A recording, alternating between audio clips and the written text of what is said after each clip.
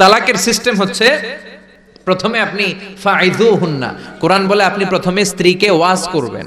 ঝগড়া হলে কি করবেন? ঘরে ওয়াজ নাই, আছে মারামারি আটকিলাগিলি। ওয়াজ করবেন, ওয়াজেও কাজ হচ্ছে না, বুঝানোর চেষ্টা করবেন, বুঝে না। এরপর আল্লাহ বললেন ওয়াহজুরুহুন্না ফিল মাদাজি', বিছানা আলাদা করে দাও, তুমি এক রুমে ঘুমাবা, তোমার বিবিরে দিবা আরেক রুম। কিছুদিন বিচ্ছেদ চললে ওই বিবির অন্তরে ভালোবাসা তৈরি করে দিবে কে?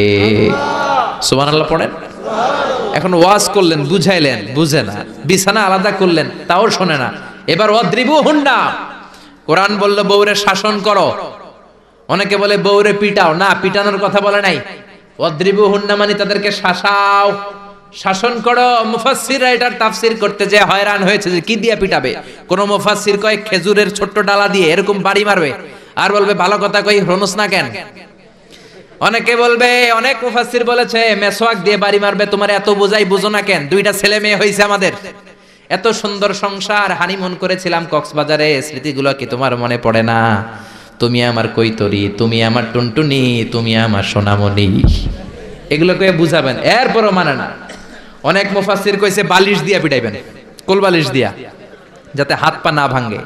ওয়াদ্রিবুহুন্না, অনেক ডাকাইতেছে লাঠি দিয়া পিটায়, আছে না নাই?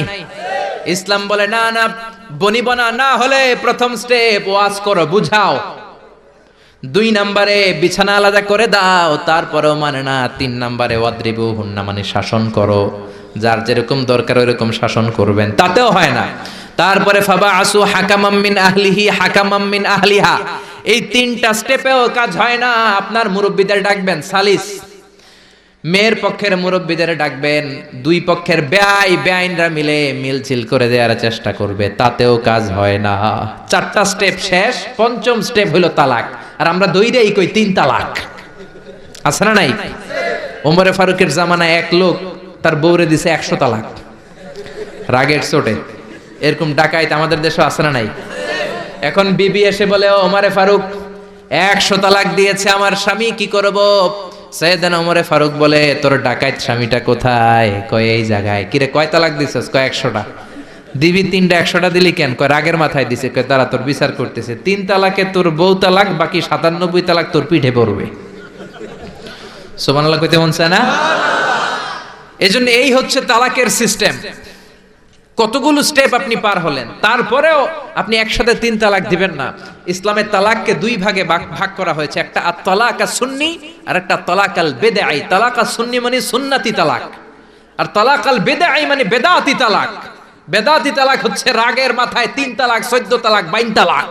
কিন্তু তালাক সুন্নি, সুন্নাত সম্মত তালাক হচ্ছে আপনার বিবি যখন পবিত্র, মানে যখন পিরিয়ড হচ্ছে না, ওরকম একটা পবিত্র সময় তারে আপনি তালাক দিবেন।